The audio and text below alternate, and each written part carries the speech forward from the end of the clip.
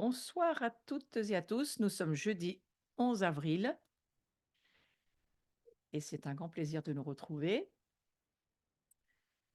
Et je vais juste rappeler un point sur lequel je voudrais revenir. Je le trouve important, le fait que l'incarnation a été l'événement le plus important qui ait eu lieu au ciel, mais aussi sur la terre, pour rattacher l'homme à Dieu pour toujours. Et vu que nous sommes dans ces temps de Pâques et nous allons aller, bientôt sur la Pentecôte, mais nous n'avons encore pas passé la Pâque juive, donc c'est pour ça que j'attends un petit peu pour en parler.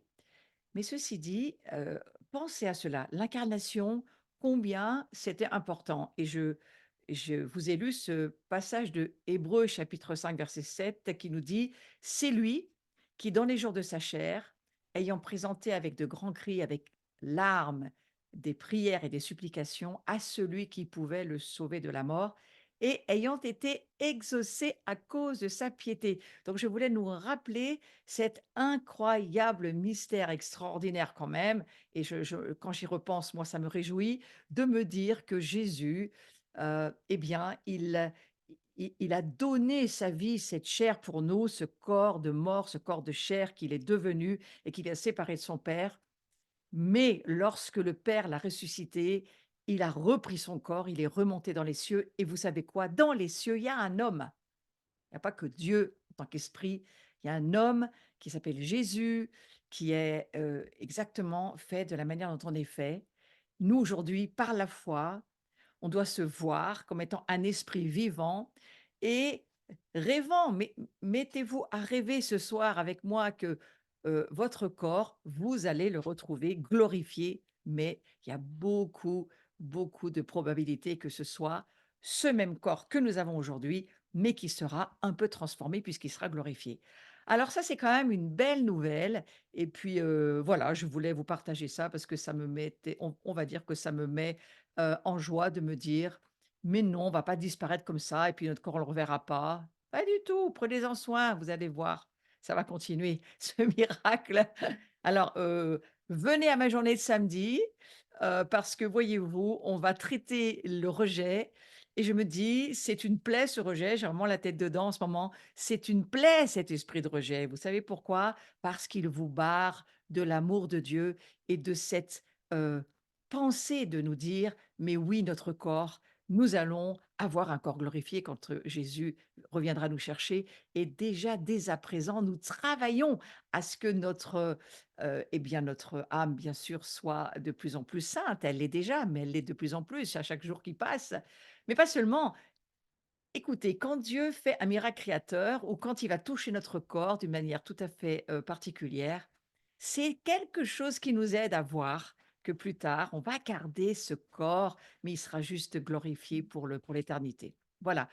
Donc je m'étais arrêtée au fait que Jésus, il devient coupable par son silence, et que le Christ, il s'est effectivement chargé, hein, il est devenu sa chair, son corps sont devenus, malédiction et sont devenus péché. Il a porté cette nature de péché et puis c'est Pierre qui nous le rappelle, hein, il nous dit: «Sur le bois, il a porté lui-même nos fautes dans son corps». Donc c'est vraiment une affaire de corps. Pourquoi dans son corps? Moi, j'ai fini par me dire: «Parce que c'est très important notre corps», voyez-vous? Et oui, notre corps va être glorifié, prenez-en soin, je vous le redis. Et ce verset de 1 Pierre 2,24 nous le montre. S'il a porté nos fautes dans son corps, il aurait très bien pu les porter que dans son esprit ou que dans son âme finalement. Il n'était pas obligé, hein, de garder ce corps. Mais non, le Père a un projet extraordinaire pour nos corps et nos corps, je repense souvent au texte quand, Jésus est revenu après sa résurrection, il est apparu à plusieurs et puis ensuite il a prêché, le royaume. Eh bien, voyez-vous, ça me parle moi aussi pour nous. Le Christ donc nous a rachetés de la malédiction de la loi, ça c'est la grande et merveilleuse nouvelle, devenu lui-même malédiction pour nous, car il est écrit: «Maudit soit quiconque est pendu au bois». Ça c'est une réalité, nous devons la croire. Et le Christ, il portait dans sa chair l'humanité entière, avec tous ses péchés, avec les malédictions, les hontes, avec tout ce qu'on a fait d'horrible. Il a pris cela pour que nous puissions, pas seulement pour nous, mais pour tous ceux qui en ont besoin, qui ont ont besoin d'entendre cet évangile de la bonne nouvelle pour leur dire: «Tes péchés peuvent être totalement pardonnés». Donc tu peux sortir de la culpabilité, tu peux sortir de l'accusation, de la tyrannie du péché que le diable veut toujours te faire croire, que tu dois subir. Non, à un moment donné, c'est le diable que nous allons faire taire et que nous allons, lui faire savoir qui est Christ en nous. Et ça, mes frères et mes sœurs, c'est ma grande prière parce que Jésus s'est fait coupable, hein, c'est ce que nous dit le visuel, il se fait coupable par son silence. Mais oui, bien sûr, il s'est tu. Là, il fallait vraiment qu'il se taise. Et c'était, je l'expliquais la dernière fois, c'était le signe qu'il, non pas qu'il était coupable puisque lui, il n'a jamais péché, mais qu'il acceptait que le jugement tombe sur lui. Et en ne disant rien, il devenait coupable. Ça, c'est quand même quelque chose de très fort. Donc, il a ressuscité avec la chair de l'humanité. Moi, ça vraiment, ça me parle.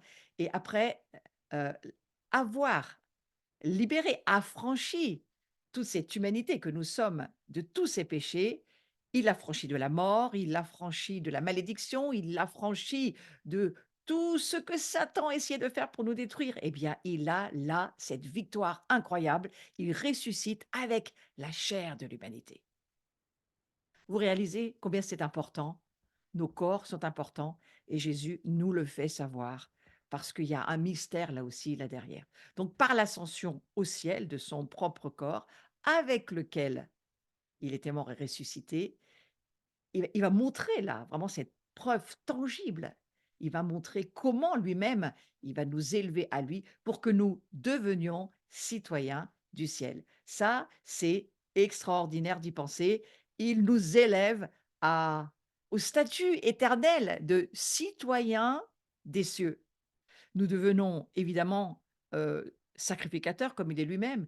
Nous devenons, par la foi, Seigneur des seigneurs, roi et reine, lui étant le roi, le grand roi des rois, mais il fait de nous, heu, il nous donne son identité et nous aussi, nous recevons par la foi ce qu'il est. Donc par cette ascension au ciel de, je le redis, hein, de son propre corps, c'est pas seulement de son esprit, de son âme. Il y a quelque chose derrière cette affaire de corps. La, heu, la chair de l'humanité de Jésus a été en lui renouvelée. Purifié, sanctifié, lorsqu'il est remonté, il est allé prendre son corps et il est remonté, c'était plus le même corps. Ce corps-là pouvait monter au ciel. Frères et mes sœurs, lorsque nous allons ressusciter, nous aussi, nous allons avoir un corps. Notre corps, lui aussi, va monter au ciel. Et lui aussi, il va être sanctifié, glorifié, purifié.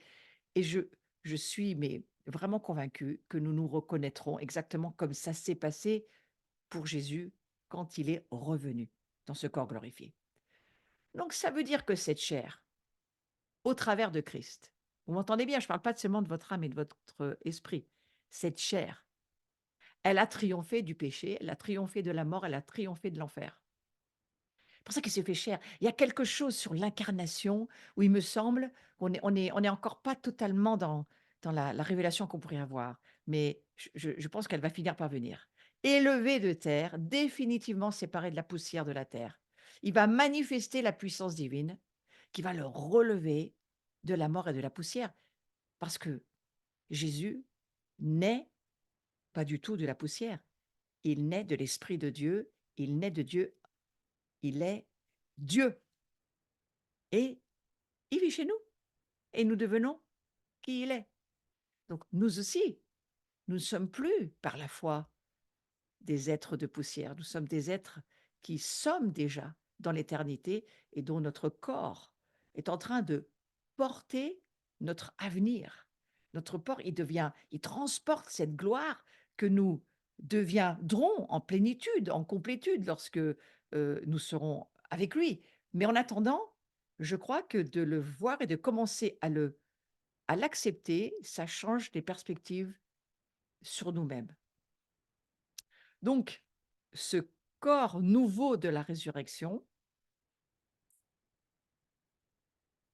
il y a le visuel qui arrive, il est transmis à quiconque croit au Christ. Voilà l'acte ultime de la grande œuvre de la rédemption, accomplie par le Fils de Dieu incarné. Et regardez, j'ai essayé de mettre des images parce que les images, ça peut nous aider. De voir ce corps de Jésus, le corps, la chair. Il est ressuscité dans sa chair. Il est ressuscité dans le corps de chair qui vit glorifié dans les cieux. Et Dieu ressuscita Jésus d'entre les morts pour en faire le nouveau corps de l'humanité. C'est pas seulement un esprit. Donc le prototype suréminent de l'humanité nouvelle, créé par le Christ en sa propre chair, de sa propre personne, pour être à son image et jouir de toute sa relation avec le Père. Voilà ce que le Père veut. Voilà ce qu'il est en train de nous dire. Il dit: «Je ressuscite mon fils dans la chair humaine». Oh là là, c'est quel mystère, quel mystère. Alors voilà, Jean 17, verset 26, je vous le lis: «Père juste, le monde ne t'a pas connu, mais moi je t'ai connu. Et ceux-ci ont reconnu que tu m'as envoyé. Je leur ai révélé ton nom et je le leur révélerai pour que l'amour dont tu m'as aimé soit en eux et moi en eux». C'est ainsi que le Christ préparera l'humanité à s'élever avec lui pour vivre avec Dieu au ciel.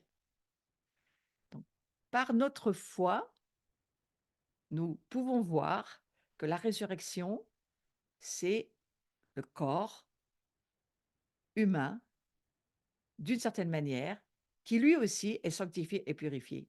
Du reste, il y a quelque chose qui me vient à l'esprit lorsque la Bible dit que nous sommes justifiés, nous sommes rendus justes. En hébreu, juste, ça ne veut pas dire seulement on ne pêche plus. Ça veut dire que dans la nouvelle création que nous sommes, notre âme, notre caractère, le fruit de l'esprit qui est en nous, il est lui aussi juste. Nous sommes, il faut commencer à nous voir dans ce que la Bible dit que nous sommes en Christ, parfaits. Nous sommes parfaits en Christ. Ça demande juste le Saint-Esprit qui nous aide à voir par la foi que souvent nous progressons difficilement parce que nous ne le voyons pas, nous n'y croyons pas. Si nous nous voyons toujours pécheurs, nous resterons pécheurs. Si nous nous voyons dans la vérité de ce que la connaissance de la vérité de la parole de Dieu nous révèle. Et c'est la connaissance de la vérité qui nous rend libres. Donc cette connaissance, cette révélation qui nous dit, lorsque Jésus ressuscite, c'est pas seulement son esprit qui nous ressuscite aussi avec lui, c'est pas seulement notre âme qui, elle aussi, est totalement ressuscitée avec Christ. C'est pas seulement notre corps, c'est l'ensemble. Ouais. Et cette préparation à cette future, on va dire, vie euh, dans la pleine gloire de Dieu, nous nous y préparons. Nous nous préparons pour un mariage, oui. Nous nous préparons pour rencontrer notre époux notre époux a un corps de chair, frères et sœurs, glorifié. Et je sais, ça flotte parce que souvent, voilà, ce sont des phrases, on les voit pas réellement. Ce sont des phrases. Mais la Bible, elle est très claire. Il a pris son corps et il a été élevé. Je vais le relire, ce verset, qui est magnifique. Et il est monté, lui aussi, dans son ascension. C'est par son corps de chair qu'il a porté, voilà, sur le bois, il a porté lui-même nos fautes dans son corps. Et donc, ce corps, le Père lui a dit: monte, fils, avec ton corps. Donc, dans les cieux, Jésus a un corps et nous aussi, nous en faisons partie puisque nous sommes en lui. Avançons un tout petit peu. Alors, il y a un moment qui va venir où la transmission va se faire. À chacun la réalité intégrale de ce corps du Christ ressuscité d'entre les morts. Je crois que cela se réalise au baptême, au moyen d'un mystère divin. c'est celui que moi j'appelle la nouvelle création, la nouvelle création de l'homme ou la seconde naissance, on peut dire de cette manière-là aussi, c'est juste de le dire comme ça, la seconde naissance d'en haut du Christ par l'Esprit qui est donnée en partage à quiconque croit et confesse et témoigne du Christ mort et ressuscité. Ça signifie que le Christ a créé en sa propre personne, écoutez bien, par son incarnation, sa mort et sa résurrection, ce qu'on appelle l'homme nouveau. Cette nouvelle création que nous sommes, les nouvelles créatures, les choses anciennes sont passées, voici toutes choses sont devenues nouvelles, sont en train de devenir nouvelles, elles le sont déjà dans les cieux. Sur la terre, nous sommes en train de nous préparer à le croire et à le vivre. Le Christ a été en sa personne l'homme nouveau. Et moi, je suis recréé d'une création qui n'existait pas avant, d'en haut, des cieux, en moi, cette semence qui fait de moi une nouvelle création. Et le Christ, il a créé en sa propre personne. Donc, vous voyez, cette matrice, j'ai déjà lu ce verset dans ce cours lorsque j'ai traité de la nouvelle identité, mais j'y reviendrai plus tard. Mais une traduction qui nous dit que nous sommes nous-mêmes, nous sommes dans la matrice de Christ créé, dans la nouvelle création. C'est une traduction très spécifique que j'ai donnée il y a quelque temps. On peut le retrouver dans les cours. Et je crois que par son incarnation, c'est quelque chose d'important à considérer. Il l'a créé, cette nouvelle création que nous sommes, hein, donc il est question de nous. Il l'a créé parfait, cet homme nouveau, saint, saint d'esprit, d'âme et de corps. Vous voyez, là, les trois, c'est complet. Pur, participant à la filiation divine, verbe éternel de Dieu, parce que la personne du Fils, elle s'est incarnée avec toutes ses prérogatives. Elle s'est dépouillée uniquement de sa gloire divine pour pouvoir s'incarner et apparaître aux hommes dans une forme humaine. Et c'est ce qu'il a fait, Jésus. Je crois que ceux qui ont vu Jésus dans son incarnation avec leurs yeux humains, ça a dû être tout de même extraordinaire. Sur la croix, le Fils incarné, qu'est-ce qu'il a fait? Il a achevé la rédemption de l'homme. Il a terminé quelque chose qui n'était pas fini. Et il a habilité par l'efficacité du ministère divin, parce que c'est le Père qui le fait. Le Père va le ressusciter. Et il a habilité à recevoir du corps du Christ ressuscité un nouveau corps spirituel.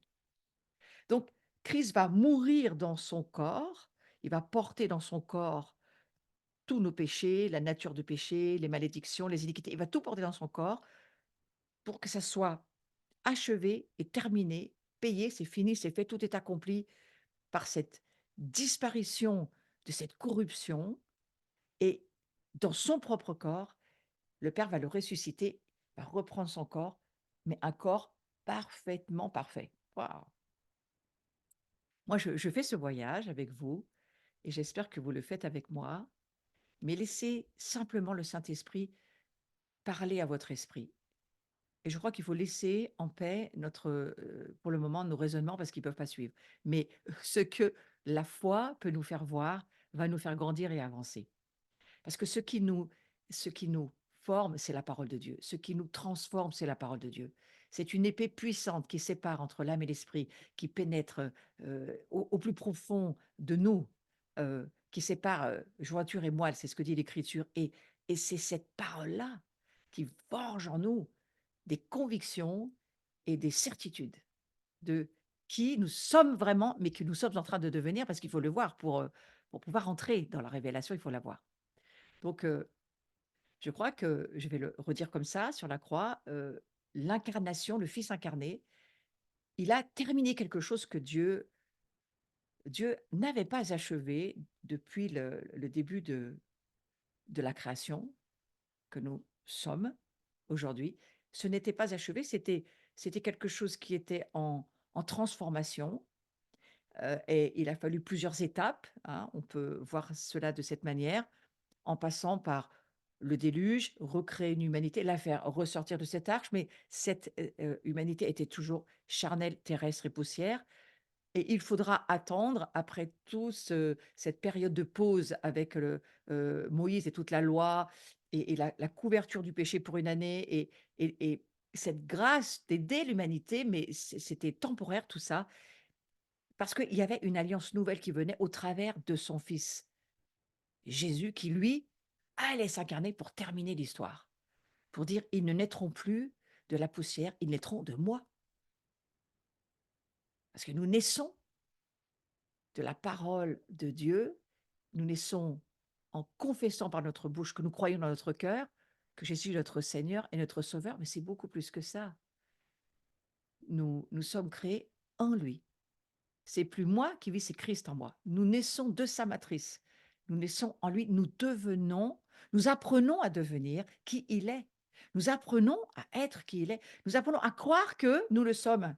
Parce que tant que nous ne le croyons pas, nous ne le sommes pas. Vous comprenez? Alors prions-le, prions Saint-Esprit que tu nous aides à croire pour entrer dans le royaume de Dieu.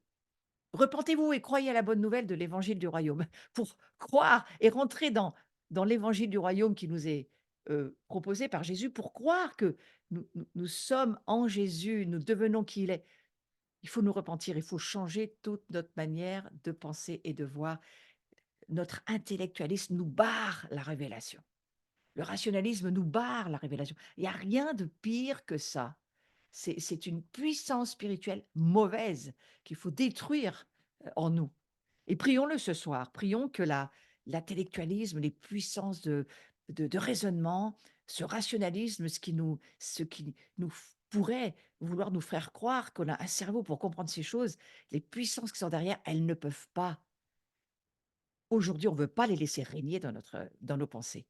On veut soumettre, renverser toutes ces forteresses de raisonnement, de rationalisme, d'intellectualisme qui nous empêchent de voir par la foi.